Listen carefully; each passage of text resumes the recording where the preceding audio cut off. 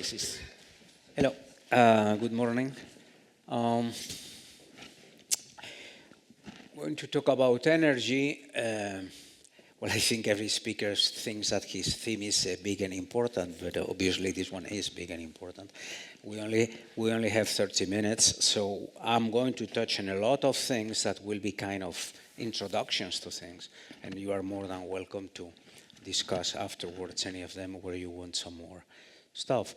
I always like this saying, which apparently is not true, was said by Mark Twain, or at least nobody has found it in his writings, but it is attributed to him, that it's not where we are wrong in the sense that, we don't know.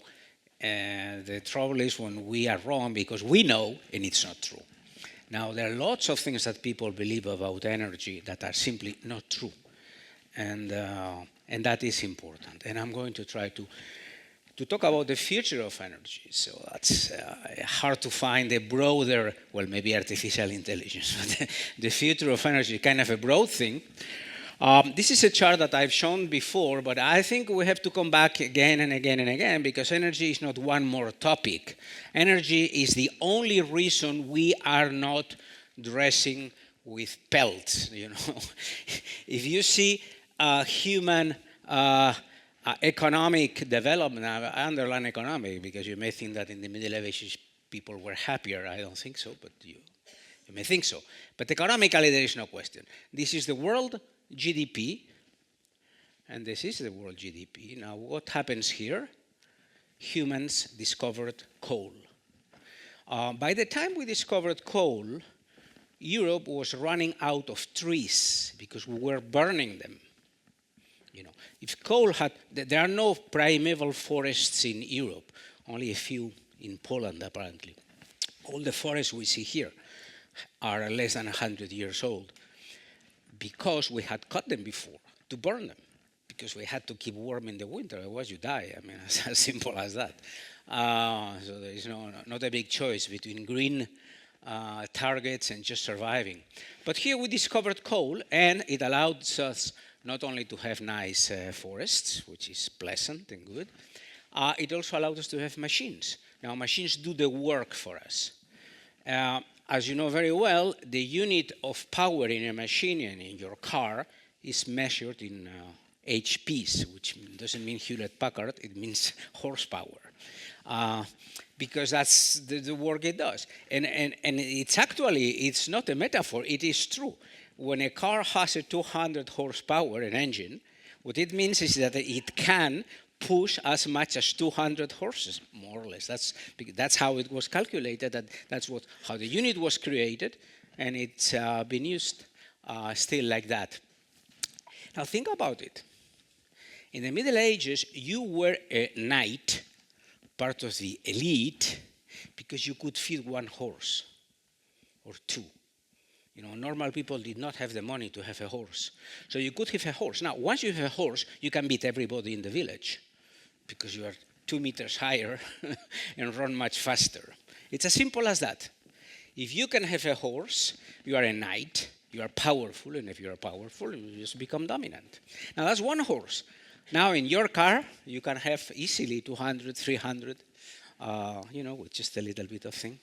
And this is it. This is this huge jump here because, of course, we not only use now our power to beat other people, we use our power to do lots of things like, textiles and things and building things. And imagine how many, what it takes to build this thing. All the materials that have been brought here and then put on top of each other until you build this. This takes thousands of horses, which we couldn't feed with the arable land in the Middle Ages. We just couldn't have those many horses. There was no food for them. So we couldn't do this. We just did the cathedrals and that was it. There was no money for anything else, and it took hundreds of years. Okay, now, funnily enough, the traditional biomass is a nice way of saying just burning wood. Funnily enough, we still burn more wood than 300 years ago. Well, not in Switzerland, but in Africa, parts of Asia. So the point is that, and this is what the past shows to us, is that sources of energy, I'll come back, add. So when we find coal, we don't stop burning wood. We keep burning wood and add coal. And when we find oil, which in many ways is much better than coal, but we don't stop using coal. We keep using, why? Because we need more and more energy. Why do we need more and more energy? Because, well, because of this. Everybody wants, I mean, obviously this is the world average, but nobody is very interested in the average. You are interested in your income. And the average is, I mean, the standard deviation is still huge. The amount of energy being used in per capita in some countries is like 20, 30, 40, 50 times bigger than in other countries, which means that in those other countries, they're still living like in the Middle Ages. They don't have the 100 horses or the 1,000 horses to do all the things that we take for granted. So they keep trying to use more energy. When you read a developing nation, a developing economy, what that actually means in physical terms is an economy trying to use more energy. That's what it means. Okay? And of course, energy use, compare energy use, how energy use goes up, then GDP goes up, and life expectancy at the end of the day.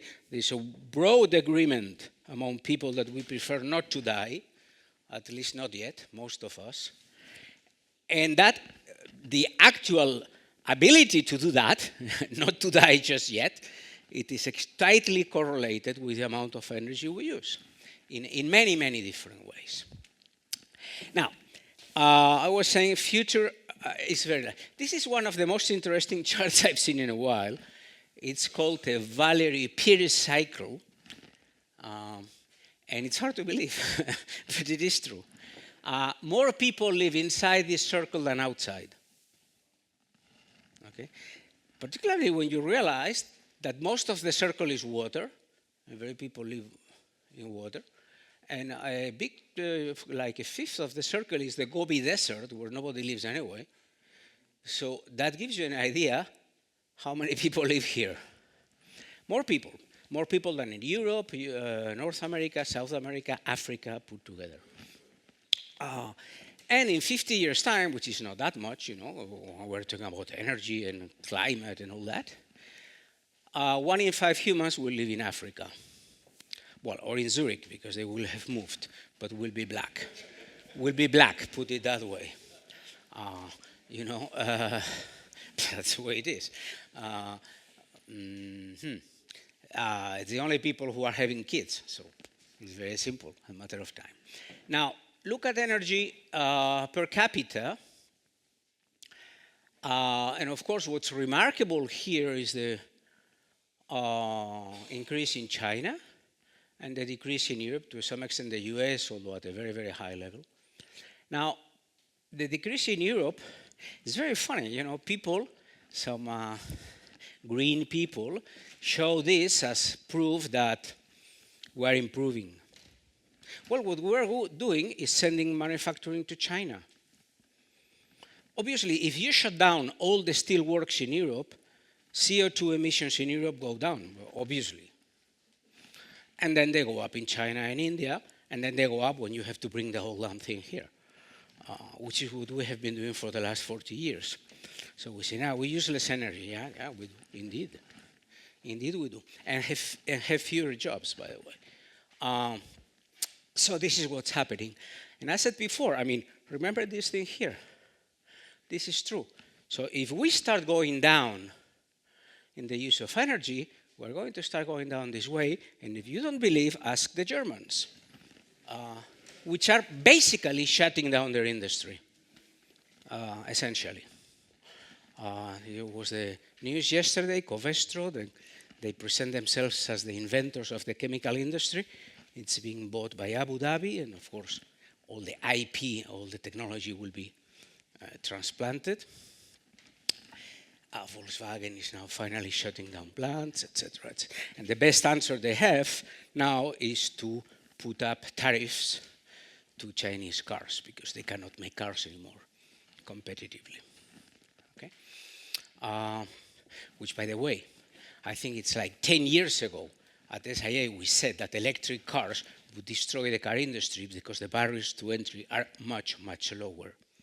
There's no way a Chinese company can compete with Mercedes or Volkswagen in combustion engine cars. But electrical cars, anybody can make, particularly if you have energy, which Germany does not have anymore. So you don't need engineering, you don't have energy. What are you doing in that business? Shut down. The sooner, the better. And this is a very interesting slide that gives you an idea of how much energy the world still needs.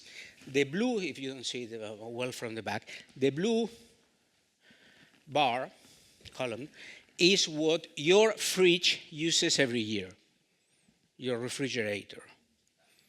Just your refrigerator, not the kitchen lamps, just the refrigerator.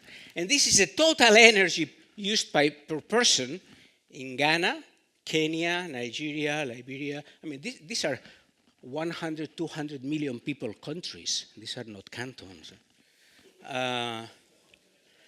Now, your fridge uses 10 times the energy that an Ethiopian uses every year. So, if the Ethiopian can do anything about it, his consumption or her consumption of energy is going to multiply by 50 in the next 30 years. Okay? And this is what's going to drive this. Now, these are the sources of energy that we use right now. Unfortunately, we keep burning wood. I say unfortunately, not only because it's nice to have forests, it's because if you burn wood, the people who are still burning wood, mostly it's not Swiss in our chalets, in our little fireplace. It is people in Africa in a hut, and they all die of cancer because of the smoke of the food. Okay, so it's not good by any means. Then this is coal. Every year we read that coal is over. Well, this is not what the numbers say. This is oil, this is natural gas, this is nuclear, hydropower, and then the little things here. So, new sources of energy, I repeat, are added because the needs are enormous. Now, this chart, I did just at the end. When I had finished the presentation, I thought of this. And it's one of the first charts I've ever made because it just takes care of a whole argument about the energy transition in one chart. This arrow here, believe it or not, it's proportional. This is not just made up. If people have to get to the average consumption of energy today that the world is consuming today, the average, if the whole world were to at least go to the average, we would need 50% more energy. Let's say that happens over 30 years, to say something. I have no idea what will it take, but let's say it's 30 years. Well, this chart that you see here will end up here, okay? That's 50% more, okay? Now, what we see here is that these previous colors kind of, are more or less, we don't know how they are going to evolve in the future. Maybe Greta will make it and we'll stop using fossil fuels. But if we do that, what we're saying is that this part here is going to take care of this. Okay? This is what transition means. Well, if you believe that, I have a bridge to sell to you, as they say, at a good price. Voila. So that is not going to happen because it cannot physically happen. There's a saying in Spain that what cannot be, and moreover, it's impossible. So voila. That is not going to happen. So where do we get energy? What do countries do when they need energy? What do? They burn coal because there is coal everywhere. So what do the Green Party in Germany do when there is not enough electricity? they open lignite mines. Why? Because they have lignite mines. If they had something else, they would open something else, obviously. That's what, if they had oil in the ground, you bet they would be producing oil like hell right now. They don't have. So any energy source must exist, which is kind of a stupid statement to make. But, it's amazing, the stupid things that you have to say in this discussion because of the stupid things they say. It has to be available. It has to be affordable. Practically all renewable energy, for physical reasons, will never be profitable. Of course, we are rich, so we can pay whatever we want. But they will never be profitable. A nice thing is that it should be politically neutral. We've discovered what happens when you base your whole industry in one pipeline and it blows up. So you have to be careful with that. Chinese know about that. We can discuss that later. It has to be abundant. And of course, if it can not produce too many emissions, everybody will prefer that. But first, you have to be warm. The human body, the cells, all the chemistry that keeps us alive. We're alive because we have lots of, millions of chemical processes going on within our cells. And those chemical processes, like most chemical processes, have a very narrow band of temperature at which they happen. And if we are not in that within very narrow, and that we have mechanisms to try to keep our body at 37 degrees, even if it's freezing. But of course, we have the energy we have, no more. So if you don't keep warm, you die. It's as simple as that. So you can think about CO2, you can think about whatever you want, but you die. Now, let's take a look at the different sources of energy, because this talk was supposed to be about the future of energy, so let's talk about the future of these things. Now, solar and wind, which are kind of are the holy grail for many people, until somebody tries to put a windmill in their backyard, in which case they're not the holy grail anymore. Obviously, they have intermittency problems. Sometimes it's sunny, sometimes it's not sunny, sometimes there is wind, sometimes there is no wind. There are limitations.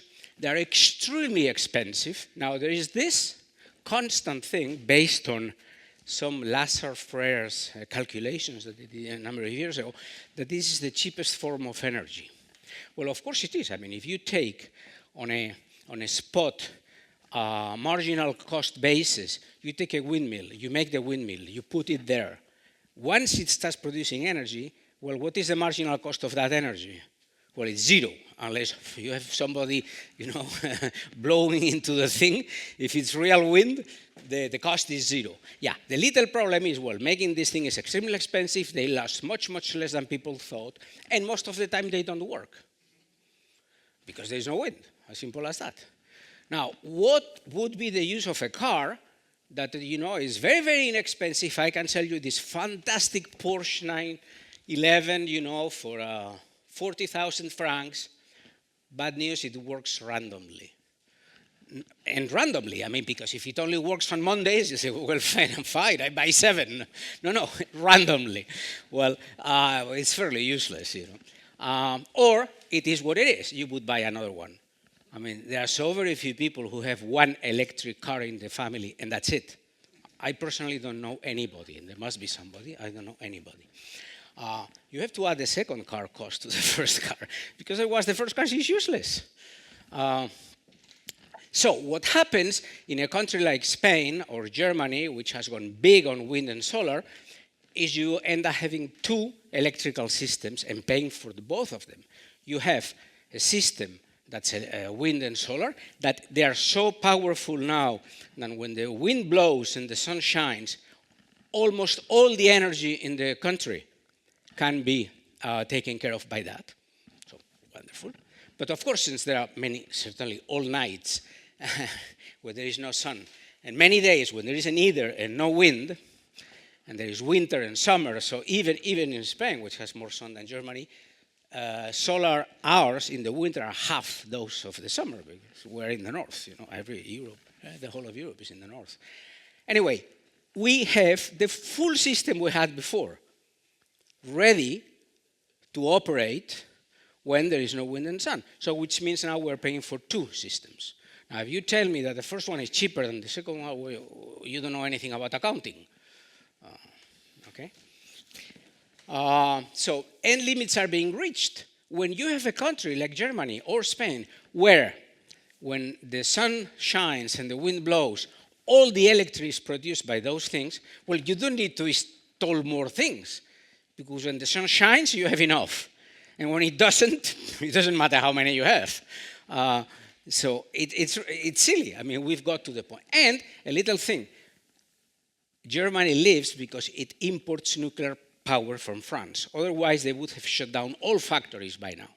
Because you can have, and you do have, blackouts in developing country cities every day. But you cannot have car companies in the modern era with blackouts every week.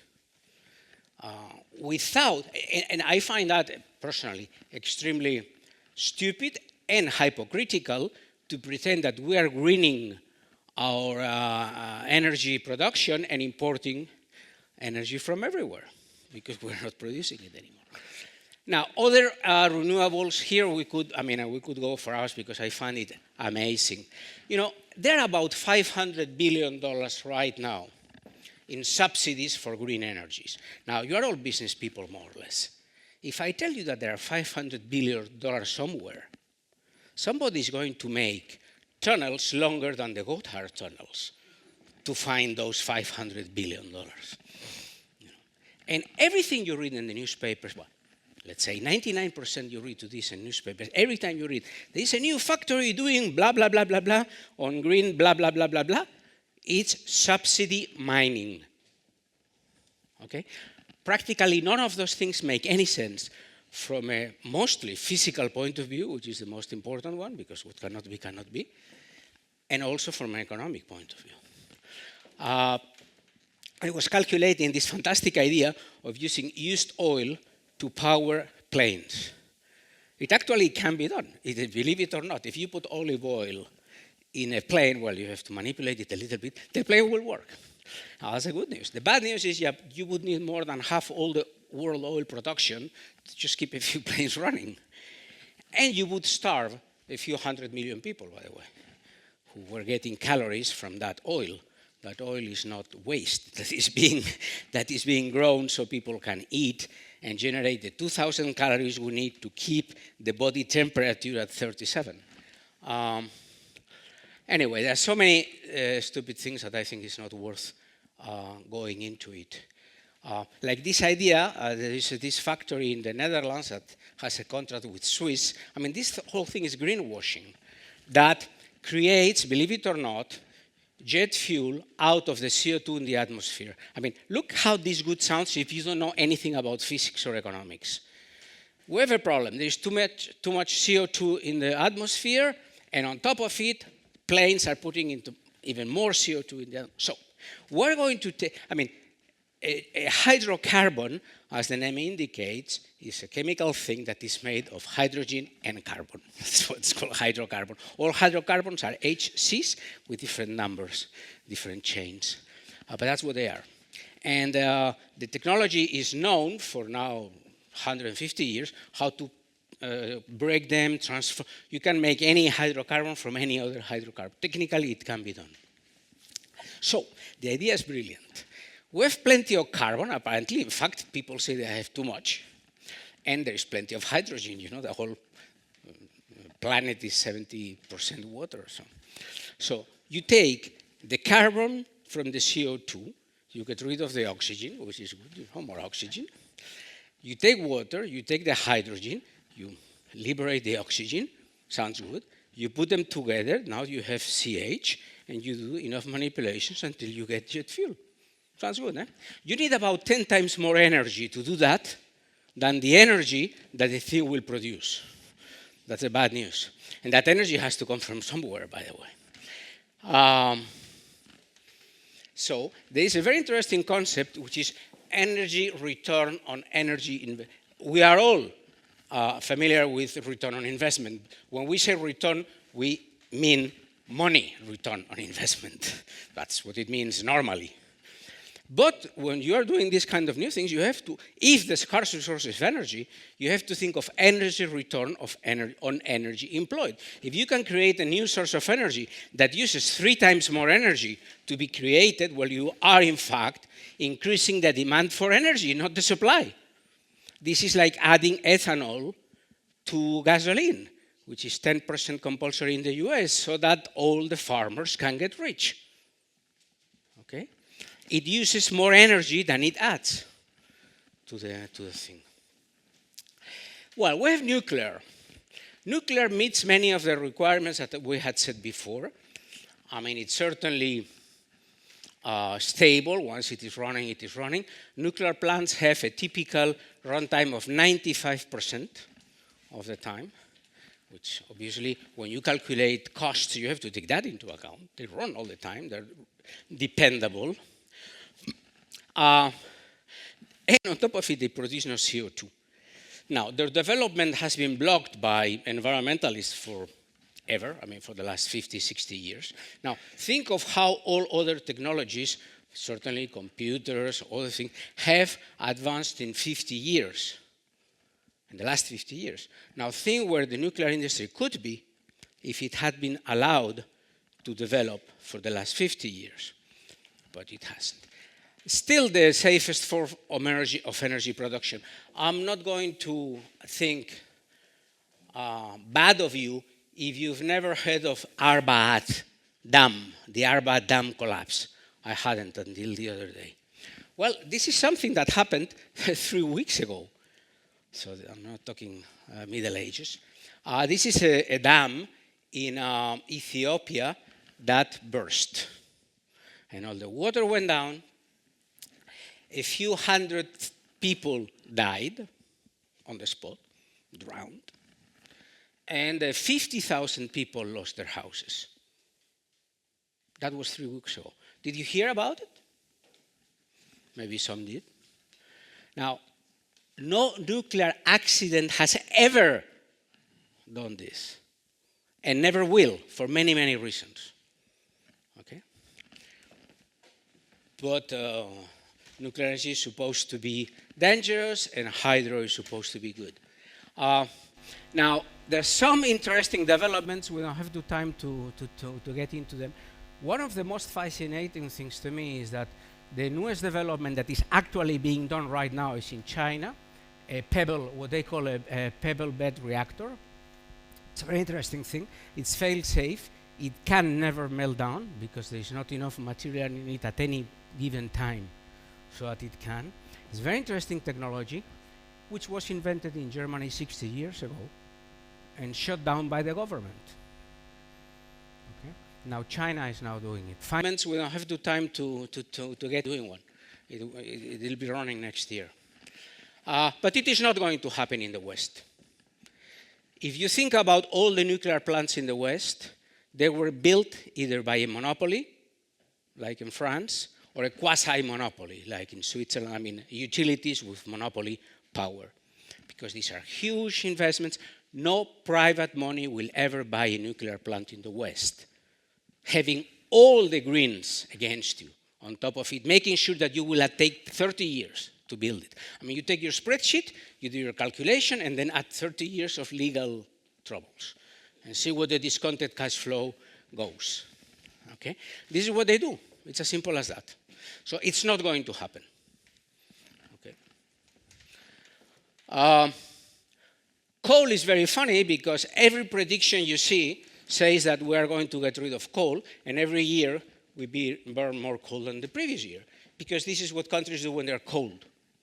Everybody has coal, it's very inexpensive, it's very easy to store, there are no political issues because it's produced in so many places that you can always get it. The technology to produce electricity out of the steam is well known. It was the Industrial Revolution, actually. So that's going to grow fast. That's continue to grow. And this is what countries do. I mean, when they're cold, they go back to coal. All countries. Because it's the only way, actually. Well, oil, I think we talked last year. We don't have too much time. It is essential for transportation. Transportation is essential for the economy. The whole the whole wealth of a nation, as Adam Smith already showed, comes from specialization, from economies of scale, and that calls for trade between the different specialized entities, which calls for transport, which today calls for oil. There is no way around that. And then there's a very interesting source, and I will be finishing with this, natural gas. Natural gas is also very abundant, very, very abundant, more than we ever thought, because people looked for oil, not for natural gas. But when you start looking for natural gas, you realize that there is a lot. It's not as quick to deploy as coal, because you need specialized equipment to compress it and but once that thing is done, and it is being done. There are not too many political issues. You know, when Russia cut or Europe cut, whatever, however you want to look at it, but what the Russian gas would not come to Europe anymore, well, it took a while, but then we had the gas from the US, and there's gas in Qatar, and there's plenty of gas. The technology is very well known, because it's the same as coal, you know, to make steam and then make the turbines work. It emits less CO2 than coal, which for some people is very important. It's very important also that it's starting, and this is important, it is starting to substitute for oil in heavy transportation. More than a third of all new trucks in China, I did not believe it, I've checked it, it's true, this year run on natural gas. Third, I mean, that's huge. Everyone talks about EVs and cars. I mean, that's bullshit. It's trucks that really use the thing. Cummins, which is the world's largest producer of truck engines, is now producing a full line. And it's very interesting. It's a very clear arbitrage. For years, oil and gas had similar prices, because at a physical level, you can compare them. Obviously, not immediately. You cannot put right now natural gas in your car and vice versa. But eventually, you can. And for a number of reasons, we don't have the time to discuss, but now there's a huge difference in price between oil and gas. Oil is much more expensive than gas, or gas is much cheaper than oil. So the arbitrage, the possibility for arbitrage exists, and it is being arbitraged.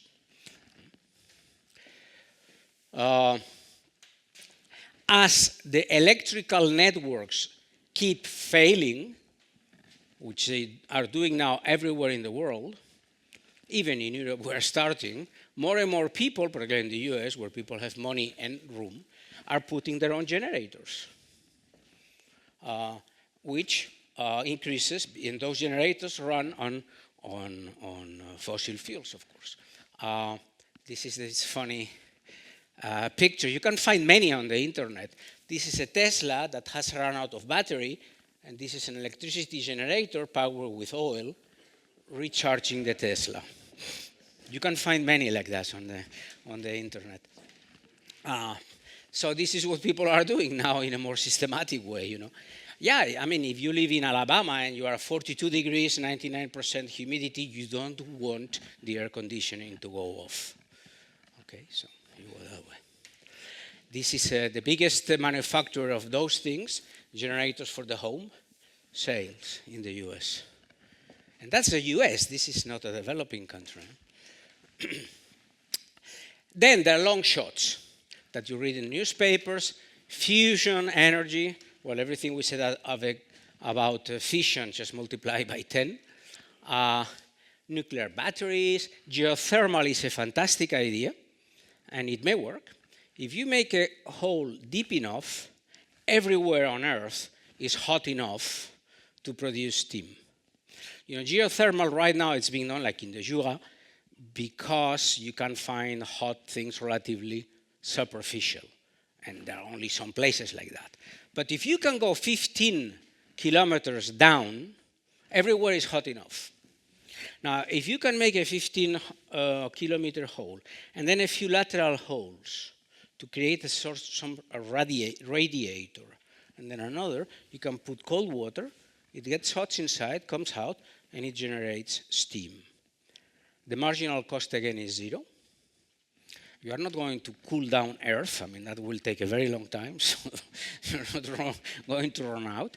And by the way, since you can do that anywhere on Earth, you could do that just where the current natural gas and coal steam plants are, where you already have all the electrical cables and everything. You don't need permissions because the thing is already there.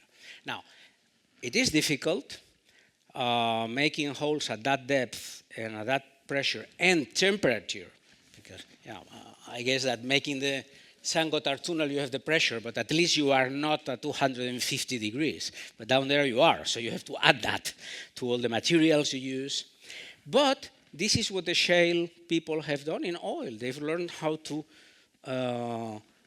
drill laterally, how exactly control the drill, etc. And that's exactly what you have to do. And they're working on that. Might be interesting. You have funny things like natural hydrogen. You know, if you take iron ore is ferrous oxide, is iron and oxygen. If you add water to it, you can liberate the hydrogen. It reacts. It can be done, but okay, you still have to do something with it. So, to finish, investment implications. Be careful with non-profitable sources, which means basically all renewables. I mean, if you can get a 10 million subsidy to do whatever thing you want to do, I mean, by all means do it. But know that that your profit is the subsidy, not the damn thing. So don't invest more than 10 million. If we're talking about long shots, like, you know, these geothermal, things like that, I think that's better for venture capital people and not to get sold in, because the technology, you don't know the technology. They don't know the technology because it's new. It may or it may not work. Now, things you can invest in. Well, nobody invests in oil anymore because it's going to disappear, apparently. Even worse with coal. And then, of course, we always talk about copper, because copper is important, because all electricity runs on copper at the end of the day, whichever source it uses. In fact, the more renewables there is, the more copper you need for a number of reasons. And then some interesting technologies for natural gas, for mining, for a number of things that enable new sources of energy to be accessed. And then a final point. If a continent like Europe decides to not use enough energy, our standard of living is going to go down compared to a country like the US, which is the biggest producer of energy in the world right now. And that is not going to change next week or next year. Now, I agree with Alex that the US market is, let's say, more expensive than other markets. That's a fact, the multiples. But think about that. That's a place which has more and more energy, cheaper and cheaper energy, and uses it.